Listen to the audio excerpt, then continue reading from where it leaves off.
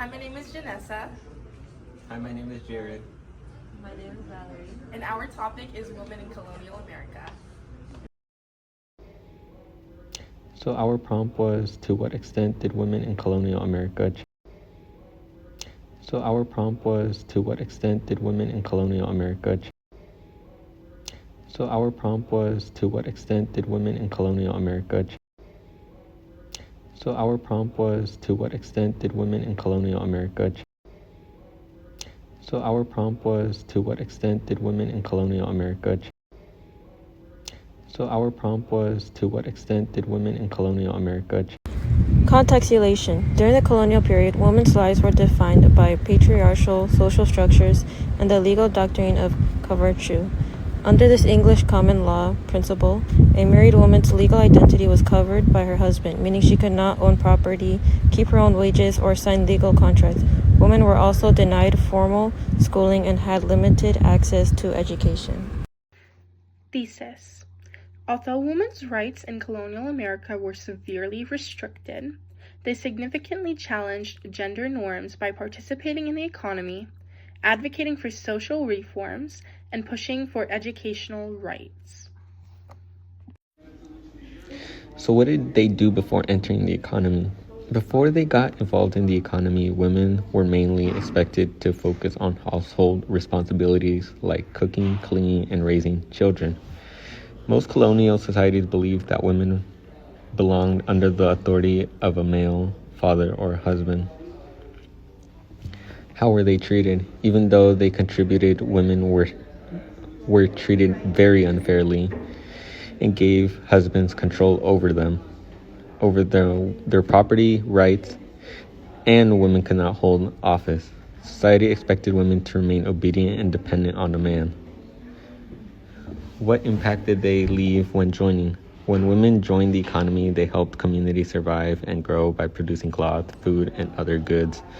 Some women also managed farms, taverns, shops, while others supported boycotts before the American Revolution through homespun production. In 1607 and 1776, women in colonial America challenged social and political norms through religious dissent, intellectual advocacy, and economic participation. Figures like Anne Hutch and various Quaker women defied patriarchal religious hierarchies by claiming spiritual authority and equality. As the revolution approached, women utilized the concept of Republican motherhood to argue for a better education and engage in political activism through boycotts of British goods. Furthermore, many women achieved a level of economic independence as deputy husbands, managing farms and businesses in their husband's absence. However, these opportunities for advocacy were largely a privilege of white upper-class women, while enslaved women faced systemic racial subjugation that superseded gender-based social reforms. Educational pushback. There are many ways in which women in the colonial era fought back against restrictive and limiting educational norms. Today we are going to mention the top 3. Starting off with number 1, self-education, which means exactly as it implies.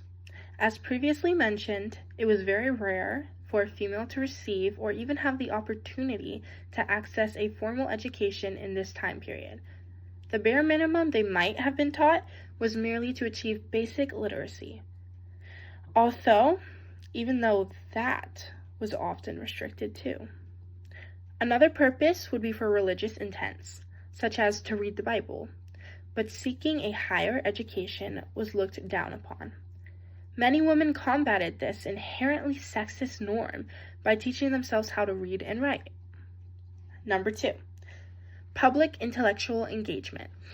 A public intellectual engagement is when scholars, thinkers, or experts in a particular field or matter participate in public discourse.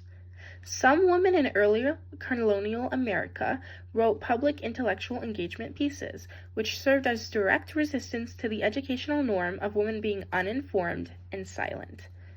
One example of this is Mercy Otis Warren, 1728 to 1814. Her first known public intellectual engagement piece was in 1772, 4 years before the drafting of the Declaration of Independence, when her political satire, The Adulator, was anonymously posted by the Massachusetts Spy newspaper. It used satire to attack British colonial authority and criticize the governor's policies. Lastly, number 3, adventure schools and finishing schools. An adventure school is an educational program that blends hands-on learning with outdoor activities, typically focusing on survival, navigation, and first aid. Finishing schools focused on teaching social graces, etiquette, and cultural refinement before entering society. These institutions were typically only available to elite women. In conclusion, even within the early stages of America, women pushed for equal rights and representation. In the colonial era, the gender imbalance would become nowhere near being solved. However, continued advocacy would eventually lead to immense progress. The struggle for equality is still an important issue that we are fighting today. I'm going to be reading my original story, Remember the Ladies. The story starts in Weymouth, Massachusetts, home of Abigail Adams, who lived from 1744 to 1818. The main character is Lucy, and she will be telling the story of Abigail Adams' life through her own eyes. In the story, Abigail is her best friend. It is the year 1762. Abigail Adams is my best friend. We have grown up together. She's like an older sister to me. I always looked up to Abigail. She was strong, not in the traditional way, but in that she was stubborn, defiant, and devoted. She was denied professional schooling simply because she was a female, so she read. Abigail, it's been hours, she says to Abigail as she reads. I grew up in awe of Abigail. She was incessantly kind to everyone she met. She always had a fierceness within, eager for all to be treated equally and fairly. Here you go, sir. Thank you. One week, I felt a shift within Abigail. She began writing to someone frequently. Who are you writing? An acquaintance. One look couldn't hurt. Eventually, my curiosity grew. She was in such a good mood. Because of who? To Abigail from John. And we can see on the letter, if you look closely, it says, Dear Miss Adorable. Fun fact, in some of the letters, John Adams actually did address Abigail that way. Hello, Miss Adorable, Lucy taunts Abigail. Abigail, who's John? Abigail sighs. Lucy, I'm rather fond of him. After confronting Abigail of the letters, she confessed that she had a lover. Why didn't you tell me? How long has this been going on for? We've known each other for years, Lucy, but our love only began to blossom a few months ago. I just wish you would have told me, Lucy says. I'm sorry. He's actually coming to... And suddenly, a knock. Hello, Miss Adorable Abigail. Who is this? The door was unlocked, as I frequently forgot. A man walked inside. Is this John? I recognized him by the nickname he called Abigail. I had never seen her this happy before, and suddenly both my anger and sadness dissolve. I'm happy for her. John! This is my best friend, Lucy. A few years later. Abigail and John were now married. I liked John. He was kind and loved Abigail. Even with their marriage, Abigail was still the same. She was very passionate for equality. Equal rights! Equal rights! Us women, we didn't have formal schooling like the men, and we couldn't own land or property. Abigail made it very clear she did not agree with this. Bye, John! John frequently left Abigail for business trips. However, their love was strong, so Abigail was unbothered. She used her time effectively. I personally didn't mind because his absence promised me more time with Abigail. One day, John went to the Second Continental Congress. Abigail wrote him. Letter from Abigail to John. I desire you would remember the ladies, and be more generous and favorable to them than your ancestors. Do not put such unlimited power into the hands of the husbands. Remember, all men would be tyrants if they could. Abigail wrote John frequently. One letter stood out to me. Remember the ladies. Could John influence that? Remember the ladies. John, in fact, did not remember the ladies. Not much changed back at home, and Abigail was disappointed. Second Continental Congress, 1776. What else should we add to the Declaration of Independence? Truth is, John did not speak up at the drafting of the Declaration of Independence at the Second Continental Congress. He did not advocate for women's rights as his wife, Abigail, had asked. Even with this unfortunate circumstance, Abigail never gave up, and I admired her for that. She inspired me to join her in fighting for equality. Equality for women. We are our own people. We deserve to have the right to access education formally. We deserve to be able to own land and property. We are more than just the wives of our husbands. Yeah. We must never give up, Lucy. Abigail pushed me, just as she did everyone else around her, hard. She is strong. Also, yes, she stayed with John. The end of the story, not the history of women's rights. Between 1690 and 1621, the Virginia Company recruited approximately 150 single women to emigrate to the Jamestown colony to marry male settlers and stabilize the population.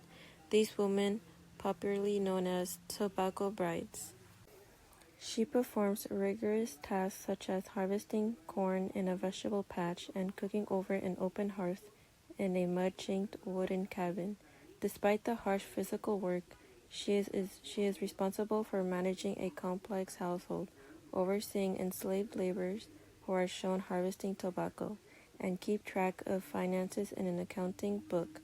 She lives on the edge of a Virginian frontier, a setting that is reflected in her adapted colonial attire. Mary is shown at a trading post near the Savannah River. She interacts with both English settlers and Creek tribal members. In 1733, Mary stands between English General James and Creek Chief T. She uses a map of Yamacraw Bluff to help translate and communicate between the two leaders. As a new tent city is built, General James gives Mary a pouch of coins. He relies on her as his important translator. Time passes and Mary becomes a very successful businesswoman. She trades goods and provides the Georgia colony with food like meat and bread. In the 1750s, Mary leads a small group of Creek warriors to Savannah.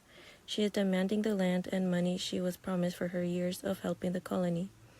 The conflict is resolved. The British government negotiates with Mary and gives her ownership of St. Catherine's Island to settle her claims. Mary is shown on her island estate. She is remembered as a powerful mediator and one of the most influential women in Georgia's history. In the late 17th century, New York was a diverse port town where colonial women enjoyed significant legal and financial autonomy. Under existing customs, women could act as independent businesswomen, managing shops and signing invoices, and the right to own and inherit property in their own names. The landscape changed dramatically around 1710 with the introduction of strict new colonial laws. New legislation stripped women of their independent legal standing regarding property ownership. Women were forced to surrender financial control, often having to hand over property deeds and assets to male relatives. She travels to a new village. A fresh start finally. Someone please help. I can help you, ma'am. Hey, sir, do you need help with something?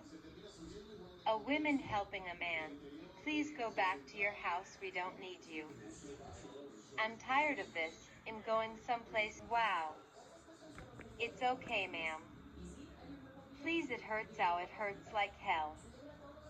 Keep pushing, ma'am, it almost out. One last push.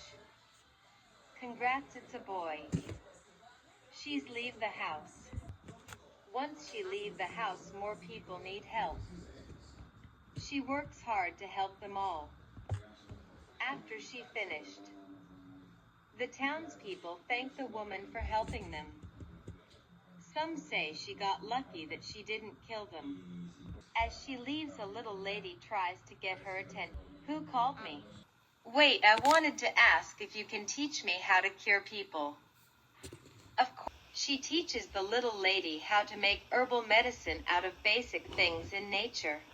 Illnesses begin to spread into the village. The villagers start begging for help. Once everyone starts getting sick, she works hard and hard to help as many people as she can, but she can't help everyone. I'm sorry, he passed away. The illness starts to go away. There is family in the mountains that could use some of your help. I can help, leave it to me. Please don't go, it's dangerous. We don't want you to get hurt. But there is no one that can help them, so I have to go. She goes home to pack, preparing to make the journey. She makes the long and dangerous journey. Finally, that took forever, but at least I made it. Hello, I hear that you guys need help. A woman? Please, you're not helping us, I don't trust you. Honey, please, there is no one else to help, just let her. Please, I'm in pain. Okay, fine, but you better not hurt my wife and be careful. I will, just let me work. Honey, I feel better, she's a miracle worker, OMG, thank you so much. My wife been at so much pain. No problem, I'm glad to help. That took a while, I can finally go home. After a long journey back, she makes it back to the town. She makes it to the town and see that they put out news. People that doubted start saying sorry. I shouldn't have doubted you in the first place. Women stand about how they want to learn and not be restricted under a man no more. I want to learn herbal medicine. She meets up with the little lady and teaches her how to make more herbal medicines. For your contribution, we want to award you this medal for your heroic actions.